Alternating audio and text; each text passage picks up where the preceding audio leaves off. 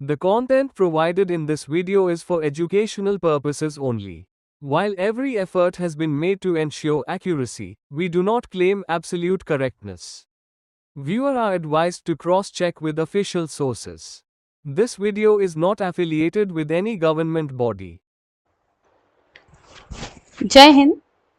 स्वागत है आप सभी का current affairs with Neetu ma'am में, जहां रोज मिलेंगे आपको important current affairs MCQs bilingual format में, हिंदी प्लस इंग्लिश दोनों में, ताकि आपका हर एग्जाम हो 100% तैयार। आप चाहे किसी भी एग्जाम के लिए प्रिपरेशन कर रहे हो, यूपीएससी, एसएससी, पीसीएस या कोई भी कॉम्पिटिटिव एग्जाम हो, मेरे एमसीक्यूज आपको हर एग्जाम में बहुत ज़्यादा हेल्प करेंगे। तो चलिए टाइम को बिना वेस्ट किए हुए आज का करंट अफेयर हम लोग करेंगे। और आज हम लोग करने वाले हैं 23 अगस्त का इम्पोर्टेंट करंट अफेयर्स एमसीक्यूज। कर्मचारी भविष्य निधि संगठन यानी कि ईपीएफओ ने केंद्रीय बोर्ड के कर्मचारियों के लिए मृत्यु राहत कोष के तहत अनुग्रह राशि को 8.8 लाख रुपए से बढ़ाकर कितने रुपए कर दिए हैं? तो ये इसका आंसर बनेगा option number C, 15 lakh.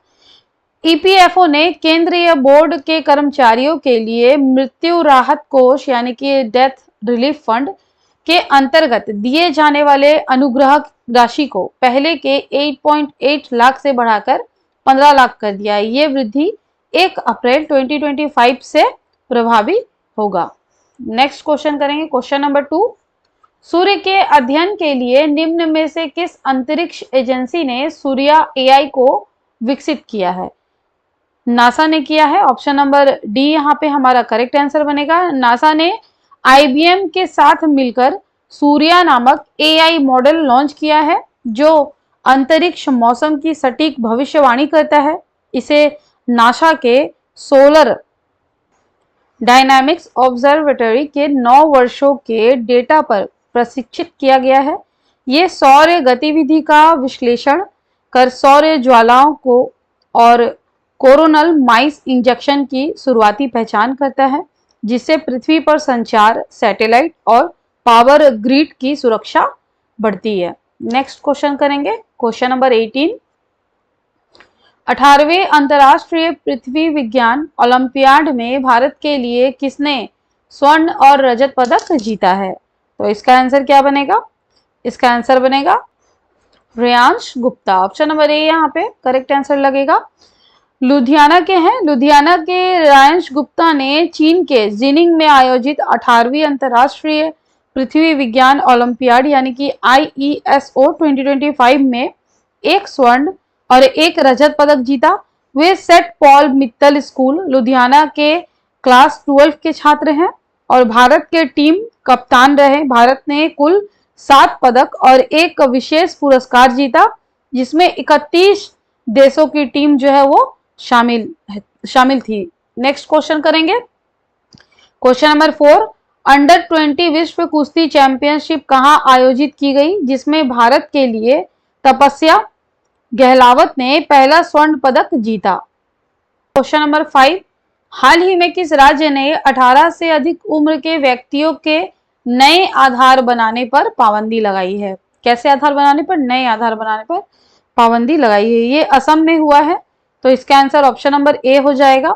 Assam के मुख्यमंत्री हिमंत बिस्वा शर्मा ने घोषणा की है कि राज्य में 18 साल से अधिक उम्र के लोगों को पहली बार आधार कार्ड जारी नहीं किया जाएगा। नेक्स्ट क्वेश्चन करेंगे, क्वेश्चन नंबर 6। भारत का 22वां भारतीय प्रबंधन संस्थान IIM किस शहर में स्थापित किया जाएगा? देखो IIM ये गुवाहाटी असम में स्थापित किया जाएगा। ऑप्शन नंबर ए यहाँ पे करेक्ट आंसर बनेगा।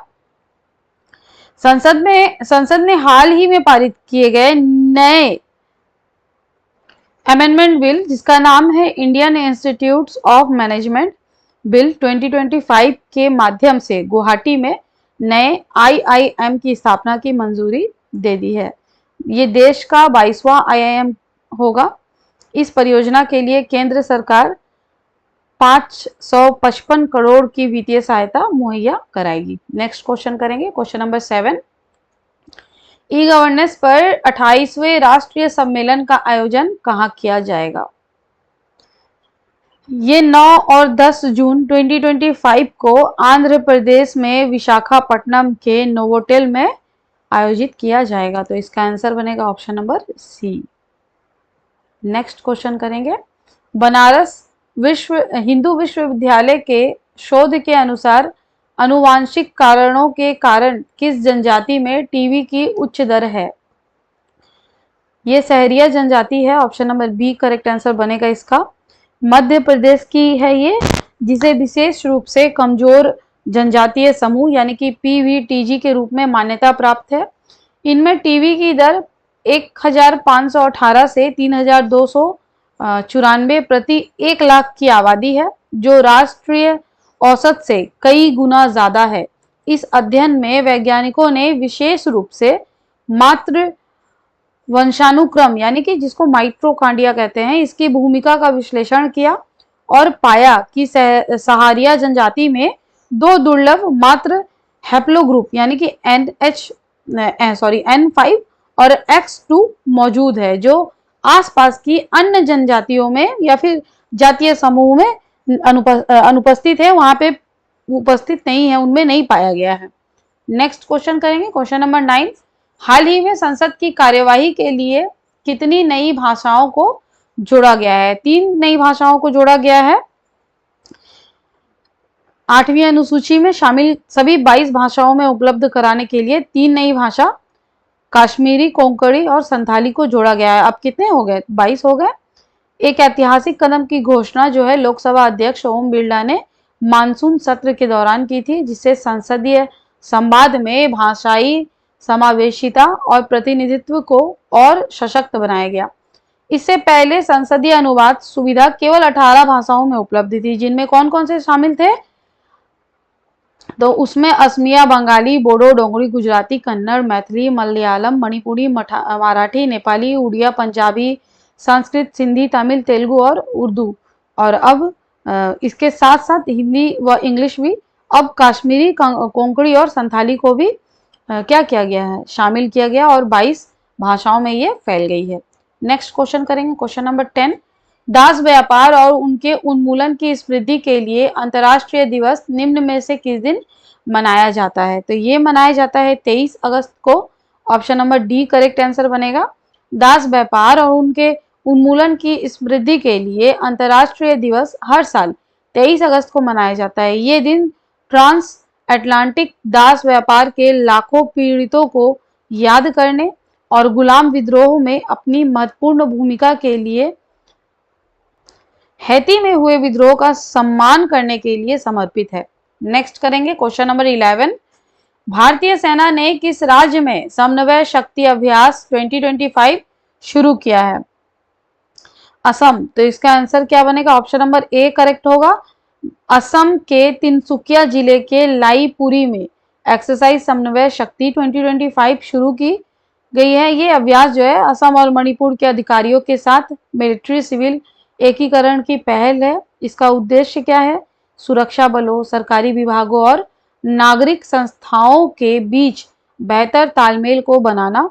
इसी तरह का अभ्यास जो है 20 से 30 अगस्त 2025 में मणिपुर में भी हो रहा है, जिसमें आपदा प्रबंधन, स्वास्थ्य, शिक्षा, नशा नियंत्रण, आधारभूत संरचना, रोजगार और ऑपरेशन सद्भावना जैसे विषय जो है वो इंक्लूडेड है। नेक्स्ट करेंगे, क्वेश्चन नंबर 12 और ये आज का हमारा लास्ट क्वेश्चन है।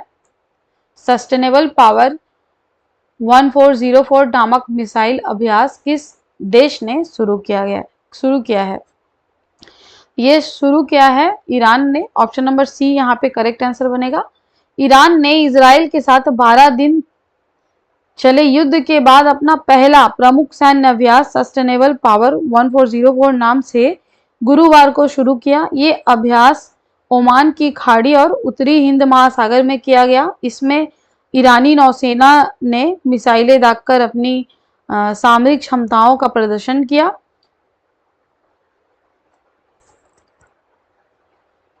आज के क्लास में बस इतना ही। अगर आपको क्लास अच्छा लगा हो तो प्लीज़ एक लाइक करिएगा, अपने दोस्तों के साथ शेयर करिएगा, ताकि वो भी करंट अफेयर्स का लाभ उठा सके, अपने एग्ज़ाम को और मजबूत बना सके, एग्ज़ाम की तैयारी को और ज़्यादा मजबूत कर सके। और सब्सक्राइब कर दीजिएगा, बेल आइकन को प्रेस कर दीजिएगा ताकि मैं जब भी रोज क्लास डालूं तो आपको इसका नोटिफिकेशन ज़रूर मिल जाए। आज की क्लास में सभी इतना ही। सभी को मेरी तरफ से जय हिंद, जय भारत।